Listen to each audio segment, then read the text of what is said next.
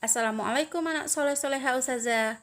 Hari ini kembali lagi bersama Ustazah Nora Delvina dengan pembelajaran tema 4, subtema 1, PB 5 dan PB 6.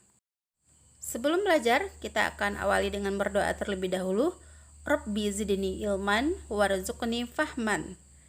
Selesai berdoa, nanti anak Ustazah jangan lupa untuk melakukan murojaah hafalan, tilawah Al-Quran, serta melaksanakan sholat duha. Ada 4 KD yang terdapat pada PB 5 dan PB 6 ini. Di antaranya KD berhubungan dengan muatan pelajaran IPA, kemudian PKN, SBDP, dan juga bahasa Indonesia. Akan tetapi anak Ustazah, kita hanya membahas 3 KD karena khusus KD yang berhubungan dengan SBDP itu sudah pernah dibahas sebelumnya pada pembelajaran tema 3 juga ada, kemudian pembelajaran PB1, PB2, PB3, 4 di tema 4.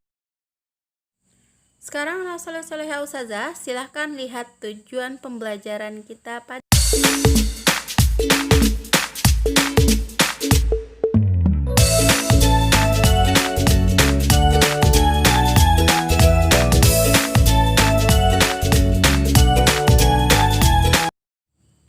Nah, ini dia tujuan pembelajaran kita. Sekarang kita masuk materi pembelajaran.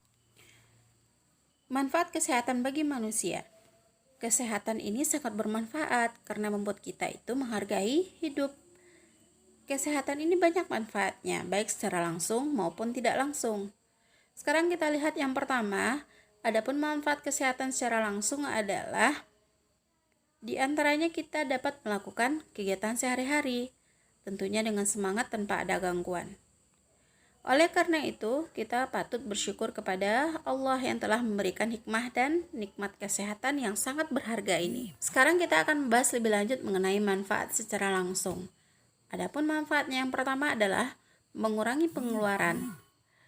Tentu saja ketika kita merasa sehat, maka kita tidak perlu berobat ke rumah sakit, sehingga itu bisa menghemat biaya kita. Yang kedua, menambah pemasukan. Anak soleh soleha Ustazah, ketika tubuh kita sehat dan Allah menyehatkan kita, maka kita bisa bekerja secara baik dan segar bugar seperti biasa. Sehingga ketika kita bekerja itu, maka kita akan mendapatkan pemasukan. Berbeda dengan kita saat sakit. Kalau kita sakit, tentu saja kita hanya berdiam diri di rumah dengan beristirahat atau berbaring. Ketika kita sakit, maka kita tidak akan bisa bekerja dan menghasilkan pemasukan untuk kehidupan kita. Yang ketiga adalah menghemat waktu. Kenapa dikatakan menghemat waktu? Karena banyaknya kegiatan dan tugas yang bisa kita kerjakan ketika kita sehat. Akan tetapi kalau kita sakit, maka akan banyak pekerjaan yang tertunda. Baik anak Ustazah, sekarang kita masuk kepada manfaat kesehatan secara tidak langsung. Manfaat secara tidak langsung adalah antum bisa berpikiran jernih, kemudian bisa bertindak dengan jernih, serta mendorong kita untuk selalu berbuat positif. Selain itu, ada juga nanti manfaatnya peluang untuk sukses, karena kita bisa sukses dengan dukungan kesehatan. Yang kedua, tabungan masa depan. Apa tabungannya? Yaitu berupa kegiatan positif ataupun kegiatan amal yang dilakukan sehari-hari. Yang ketiga adalah kesempatan untuk berbagi. Jadi ketika kita sehat itu maka kita akan lebih menghargai hidup, sehingga kita akan diberi kesempatan untuk lebih untuk berbagi antar sesama kita. Untuk apa? Untuk mendapatkan banyak pahala dari Allah Subhanahu wa Ta'ala. Maka dari itu anak soleh soleha Ustazah, kita harus menjaga alat peredaran darah kita agar kita lebih sehat. Apa upaya yang bisa kita lakukan? Adapun upayanya adalah dengan cara berolahraga.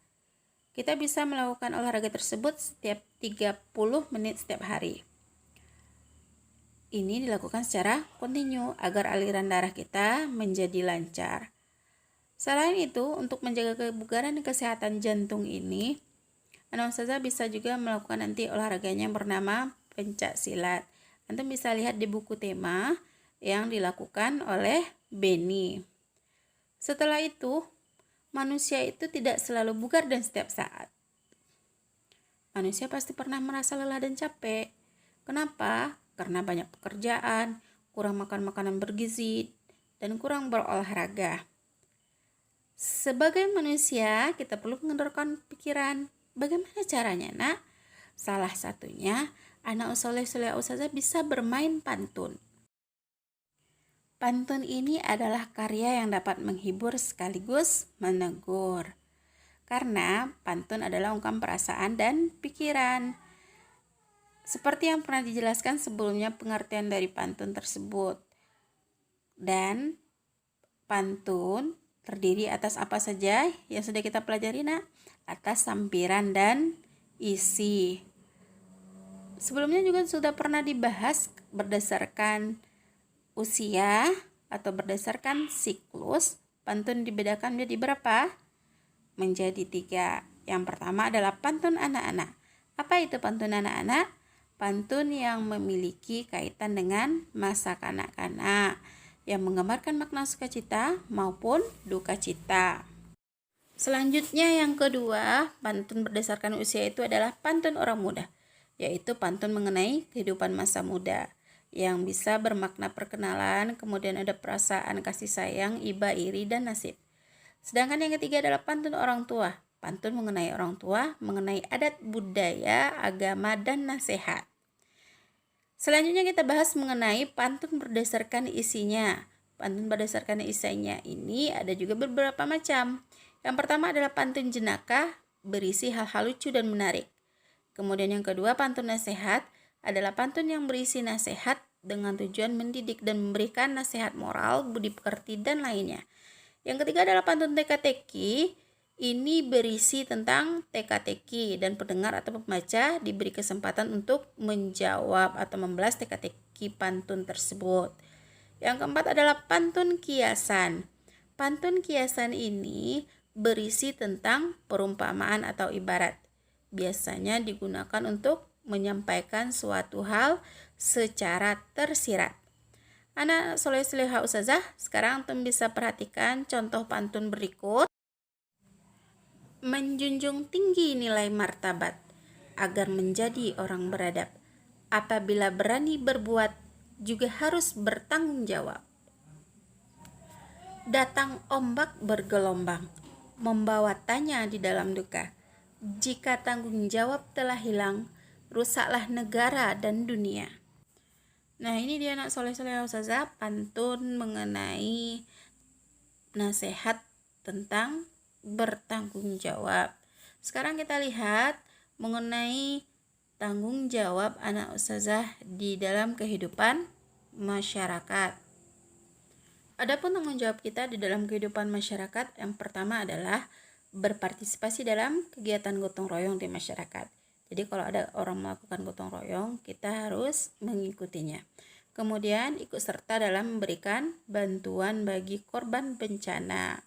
Yang ketiga, memanfaatkan usaha kecil dan menengah di masyarakat. Yang keempat, melakukan interaksi atau hubungan sosial yang baik antar warga masyarakat. Yang kelima, membiasakan musyawarah mufakat dalam mengambil keputusan bersama. Yang keenam, mengembangkan wisata budaya lokal. Kemudian melestarikan permainan tradisional serta berpartisipasi dalam sanggar seni tradisional. Selanjutnya kita lihat tanggung jawab antum sebagai warga sekolah. Adapun bentuk tanggung jawabnya, yang pertama kita lihat dari kebersihan sekolah. Maka pelaksanaannya, anak ustazah membersihkan kelas, mengikuti kerja bakti, kemudian membuang sampah di tempatnya. Yang kedua kita lihat dari ketertiban sekolah.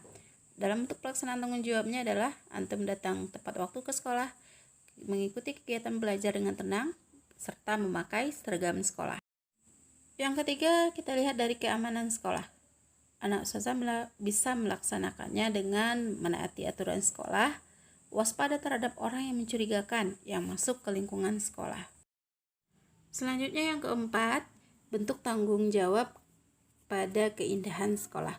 Adapun pelaksanaannya, yang pertama, antum merawat tanaman di sekolah, menjaga kebersihan dinding sekolah, kemudian menghias halaman kelas.